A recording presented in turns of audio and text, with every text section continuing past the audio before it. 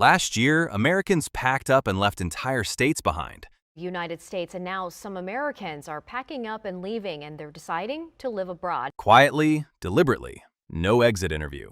Here's the weird part. Some of these places aren't broke, dangerous, or collapsing. They're just avoided. That's the problem. Because when people stop moving to a state, the damage doesn't show up all at once. It leaks. Jobs stall. Cities thin out.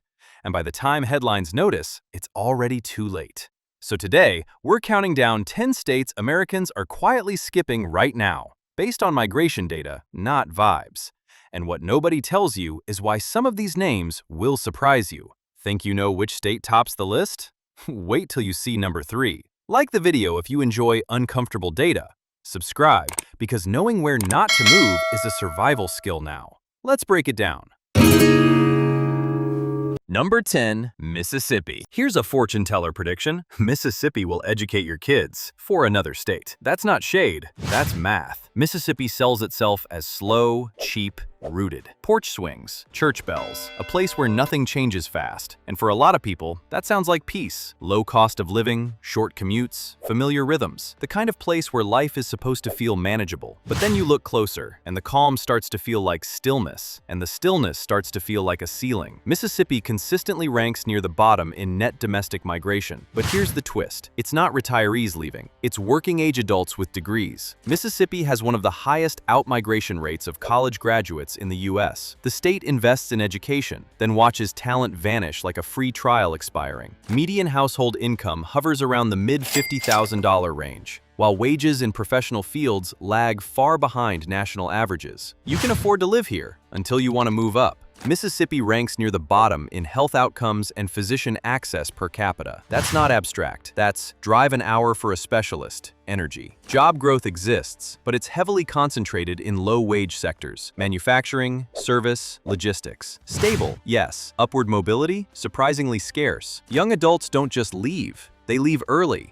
and they rarely come back. Here's the part nobody tells you. Mississippi doesn't push people out with chaos. It wears them down with limits. You start optimistic. Cheap rent, familiar faces, a slower pace, but then promotions stall. Options narrow. You realize every ambitious conversation ends with, "But you'd have to leave." That does something to people. It creates a strange emotional tax. You're not unhappy enough to flee, but not fulfilled enough to stay. So people wait, and then one day, they don't. Because I have to say it, Mississippi potholes aren't potholes. They're historical landmarks. You don't hit one, you discover it. GPS should warn you. In 300 feet, reconsider your suspension. Also, why does every town have one amazing restaurant and 0 backups? If it closes on Sunday, congratulations, you're eating gas station chicken, again. And it's somehow both dry and greasy. Impressive. Mississippi, I respect the confidence, but redundancy is not a sin. Mississippi's problem isn't that people hate it. It's that the state can't give ambitious people a future that matches their potential. And if you think that's rough,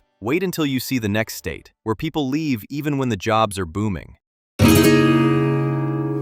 Number 9. Alaska. Alaska will give you the most beautiful commute of your life, and then quietly dare you to stay. Snow-capped peaks, midnight sun, rugged independence. Alaska sells freedom like a lifestyle brand. And for a minute, it works. People arrive romantic. They want the edge, the silence, the feeling that civilization is optional. But then winter shows up early, and it stays late. And suddenly the dream feels contractual. Alaska has experienced net domestic outmigration most years since the mid-2000s. Not because jobs disappeared, but because stability did. Alaska's economy is heavily tied to oil and gas, which means boom and bust cycles. Jobs arrive fast, they leave faster. That volatility pushes families out. Cost of living runs well above the national average. Groceries can cost 25 to 30% more in remote areas. A $6 gallon of milk stops being charming after week 2. Housing is limited and expensive in population centers like Anchorage and Fairbanks. Supply is tight. New construction is slow. Winters don't help.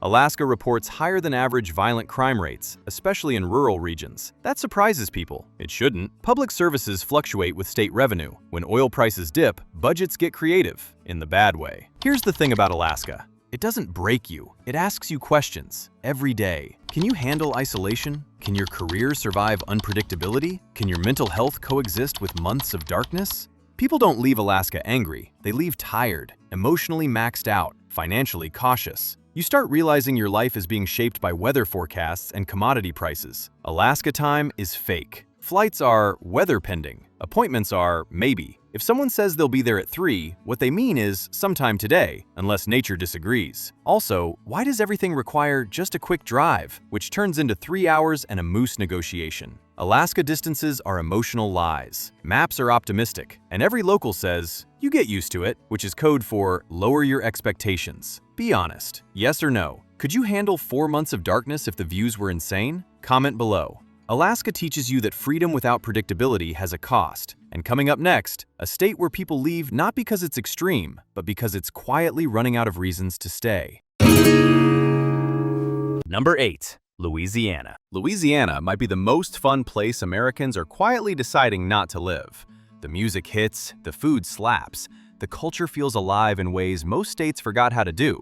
Mardi Gras energy, porch conversations, a sense that rules are suggestions. It feels rich, human, electric. But then the math walks in, and the vibe changes. Louisiana has been dealing with consistent net out-migration, especially among working-age families. Not because people hate it, but because living here is becoming structurally harder. Home insurance costs in parts of Louisiana have doubled, or disappeared entirely. Some parishes are now functionally uninsurable. That's not expensive, that's unlivable. Louisiana ranks near the bottom nationally in public health outcomes and life expectancy. This isn't lifestyle, it's access. Violent crime rates, especially in cities like New Orleans and Baton Rouge, sit well above the national average. Tourists party, residents calculate. Job growth exists, but wages lag. Median household income trails far behind inflation, especially once disaster recovery costs kick in. The sleeper issue, climate exposure. Flood risk isn't theoretical here. It's annual budgeting.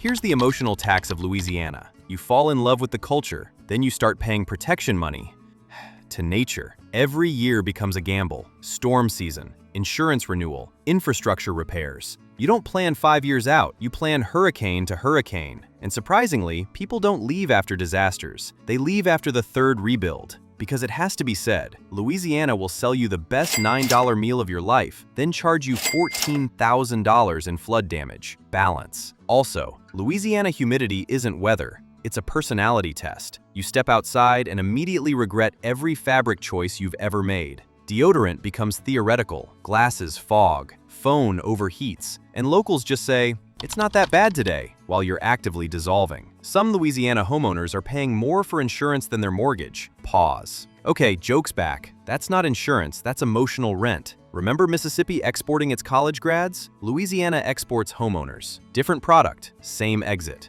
Louisiana proves something uncomfortable. Culture can't outrun infrastructure forever. And coming up next, a state where people leave not because it's broken, but because it's slowly sinking under the weight of its own success. Number 7. West Virginia. West Virginia is one of the most peaceful-looking states Americans keep leaving. Mountains, rivers, no traffic, no crowds. It sells itself as an escape hatch from modern chaos. And for about 5 minutes, it works.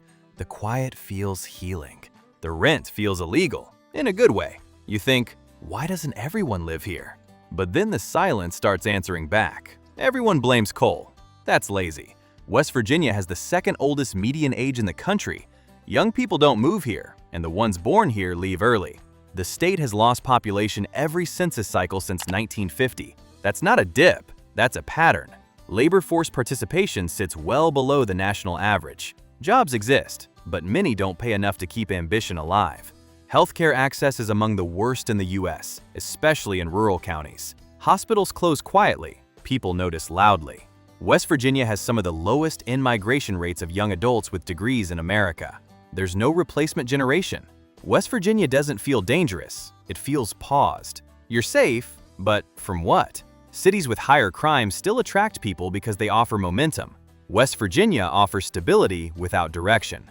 And that's a tougher sell than people realize. Here's the irony. You can feel safer walking at night in parts of West Virginia than in much larger cities. Yet people still choose the risk elsewhere, because opportunity beats comfort.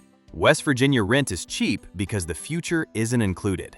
That's not a deal, it's a disclaimer. Also, why does every drive here take exactly 1 hour, no matter where you're going? 5 miles? Hour. 40 miles? Hour. GPS just shrugs. Roads curve, mountains intervene, and you arrive older than planned. Scenic, yes. Efficient? Absolutely not. You're statistically safer walking alone at night in rural West Virginia than in some booming metros. But people still choose the metros because safety without growth feels like hiding. West Virginia shows us something uncomfortable. A place can be peaceful, affordable, and still slowly empty out. And next up, a state that should be winning but somehow keeps losing people anyway. Number 6. New Mexico. New Mexico is the state people fall in love with, from a distance. Desert light, adobe colors, quiet roads that feel intentional. Santa Fe vibes, Albuquerque grit. It sells mystery, space, a slower frequency. You visit and think, I could live here. And for a moment, you're right. But then you try to build a life, and the state gently, politely, resists. New Mexico's population growth has been flat to negative for years. Not collapsing, just stalled. New Mexico ranks near the bottom in job growth and wage growth. Jobs exist, but career ladders? Rare. Median household income lags well behind the national average, while housing costs, especially in Santa Fe and Albuquerque, have climbed fast. Cheap state, expensive pockets. Crime rates, particularly property crime and auto theft, are among the highest in the country. That surprises people. It shouldn't. Healthcare access is limited, especially outside metro areas. Specialists are scarce. Wait times are long. And the sleeper issue, New Mexico has one of the highest rates of young adults leaving after high school. It's not a brain drain, it's a future drain. New Mexico doesn't chase people away. It lets them age out. You start flexible. You like the pace, but then ambition creeps in. You want options, backup plans, momentum. And suddenly, every next step seems elsewhere. People don't rage quit New Mexico. They outgrow it. New Mexico has world-class sunsets and third-world internet speeds. Balance is a choice. Also, why is every business either closed, closing, or opening soon for the last 6 years? You'll see a sign like it's a historical artifact. Coming 2019. Sir, it's 2025. Let it go. Picture it. You're outside at dusk. Warm air, pink sky, quiet street. Someone's playing music you don't recognize but immediately like. You feel calm, centered. Then your phone buffers. For 30 seconds. That's the trade. New Mexico proves that beauty alone can't carry a future. And next up, a state where people leave not because it's struggling, but because it's quietly becoming unaffordable to stay. And trust me, this next one surprises a lot of people. Number 5. Illinois. Illinois isn't failing. It's just exhausting. Chicago skyline, world-class food, jobs that actually pay, rail lines, universities, culture stacked on culture. From the outside, Illinois looks like a win, and for a while, it is. You move in, you're productive, you're busy, you're building. Then the bill shows up. Not all at once, just forever. Illinois has posted negative net domestic migration for years, even during strong job markets. That's the weird part. Property taxes in Illinois are among the highest in the nation. Not high, structurally punishing. Home values rise, taxes rise faster, and people age out of affordability. Pension obligations dominate state finances. Billions locked into the past. Fewer dollars aimed forward. That creates uncertainty people don't feel until they plan. Illinois actually adds jobs, especially in Chicago, yet residents still leave. That's rare. It means opportunity exists, but trust doesn't. Crime is uneven. Some suburbs are extremely safe. Some neighborhoods are not. The contrast is jarring and expensive to navigate. Downstate Illinois is hollowing out. Population loss there offsets metro growth, creating a statewide slow bleed. Illinois doesn't scare people away, it wears them out. You do the math every year. Taxes, fees, tolls, school levies, and eventually you realize you're not planning growth, you're planning escape velocity. Illinois will give you a great job, then invoice you for accepting it. Also, Illinois roads. Why are there tolls and potholes? Pick a struggle. You can't charge me money and still threaten my suspension. That's not infrastructure. That's a shakedown with asphalt. Picture it. Morning train, coffee in hand, city humming. You feel capable. Then you open your mail. One envelope. Beige, government font.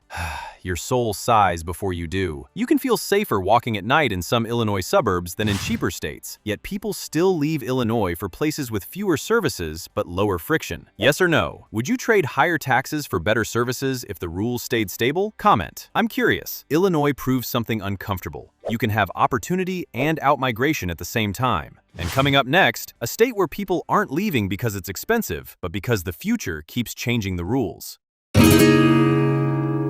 Number 4. Wyoming. Here's the magician trick Wyoming pulls. It convinces you solitude is the same thing as freedom. Wide skies, no crowds, no income tax, mountains that look untouched by human ambition. Wyoming feels like a reset button, and for the right person, it is. But for most people, it's not freedom, it's exposure. Wyoming has one of the smallest populations in the country, and it keeps shrinking in key age groups. Wyoming sees net outmigration among young adults, especially 20 to 39. They arrive for lifestyle. They leave for careers. The economy is heavily tied to energy extraction. When oil, gas, or coal dip, the state budget feels it immediately. Jobs follow the cycle. Housing costs in places like Jackson have gone fully off-planet. Local wages can't compete with second-home money. Healthcare access is limited. Long drives, few specialists, rural math. Wyoming has one of the lowest population densities, which sounds romantic until you need services, networking, or backup plans. Wyoming asks a serious question. What happens when everything depends on you? You don't get friction, but you also don't get redundancy. One employer leaves, one storm hits, one market shifts, and suddenly you're improvising your entire life. Wyoming's biggest amenity is space, which is great until you realize space doesn't answer emails. Also, Wyoming wind is disrespectful, not breezy, aggressive. You'll open your car door and immediately regret your posture. It's like the state is testing commitment. You sure you want to be here? Yes, Wyoming, I was. 5 minutes ago. Picture it. Morning coffee, silence, mountains in the distance. No sirens, no rush. You feel grounded, safe. Then your phone shows one bar. The nearest specialist is 2 hours away, and that calm suddenly has conditions. Wyoming proves that space is powerful, but it's not neutral. And next up, a state where people aren't leaving because it's empty. They're leaving because it's packed with the wrong kind of pressure. Number 3. Hawaii. Here's the fantasy. Hawaii isn't a place, it's a reward. Ocean air, bare feet, sunsets that look edited. Work less, live more. That's the pitch, and it's undefeated. You arrive lighter, slower, smiling at strangers. You swear you'll never complain again. And for a few months, you don't. But paradise has rent, and it's due every single day. Hawaii has posted consistent net population loss, especially among working-age residents. Locals leave, newcomers try, many don't last. Hawaii has one of the highest costs of living in the US. Groceries routinely cost 30 to 60% more than the mainland. Milk shouldn't feel like a luxury item. Housing costs are brutal. Median home prices hover near or above 7 figures on Oahu. Rent eats paychecks whole. Wages don't match costs. Tourism dominates employment, and many jobs cap out fast. Outmigration of native-born residents continues year after year. That's the real signal. When locals leave paradise, pay attention. Everything, family, opportunity, options, feels far. Because it is. Hawaii doesn't kick people out, it waits them out. You start budgeting differently. Fewer dinners out, fewer flights home, fewer safety nets. The beauty stays, but the margin disappears. And when life hits, there's no easy exit, just ocean. Hawaii will calm your soul and bankrupt your spreadsheet. Growth mindset. Also, Hawaii coffee prices. I love the beans. I respect the craft, but if my latte costs more than lunch, we're no longer vibing. We're negotiating. And don't get me started on island time. That's not a philosophy, that's a scheduling warning label. Hawaii proves something uncomfortable. Paradise is incredible until it becomes unsustainable. And coming up next, a state where people aren't leaving because it's expensive or remote. They're leaving because the ground rules keep shifting under their feet. And yeah, this next one catches a lot of people off guard. Number 2. Connecticut. Connecticut is what happens when success gets complicated. Top schools, safe towns, historic charm. Proximity to New York without fully committing to New York behavior. On paper, this is elite tier living. And if you're already wealthy, it kind of is. But for everyone else, Connecticut doesn't feel exclusive. It feels priced out.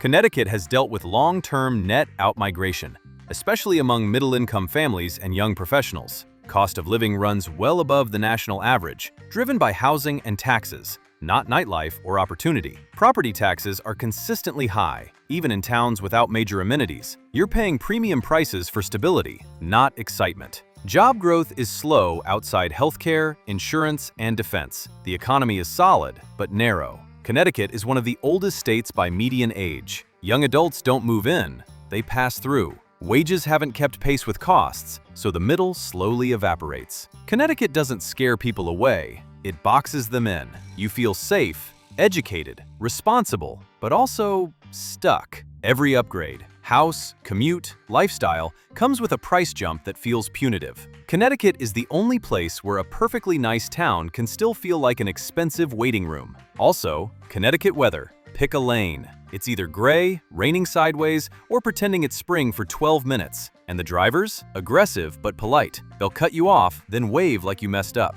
Some Connecticut counties lose residents despite rising home values. Okay, joke's back. That's appreciation without affection. At least Illinois sends you a bill. Connecticut just raises the rent and smiles. Connecticut shows how stability can quietly become a trap. And coming up next, the state at number 1, where people aren't leaving out of frustration, they're leaving because the system finally ran out of patience.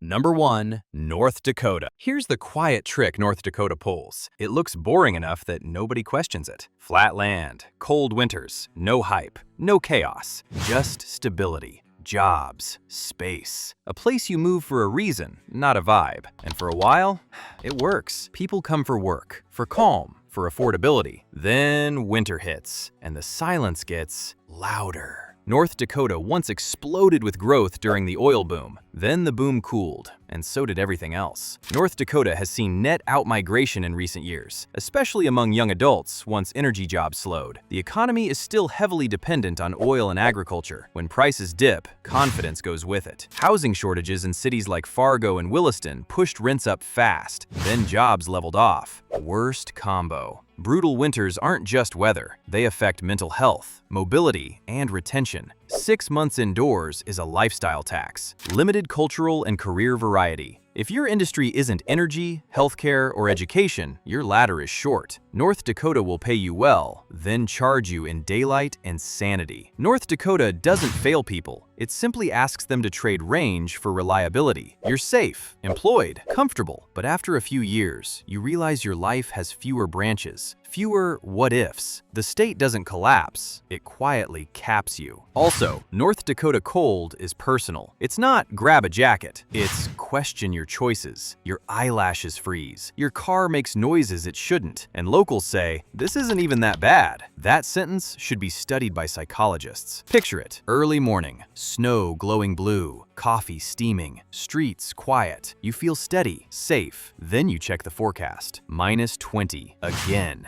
That calm suddenly feels permanent. I moved here for 2 years, saved money, and left with respect. For the place, not the weather. Like the video if this list ruined at least one Zillow fantasy. Subscribe, because knowing where not to move is basically a life hack now.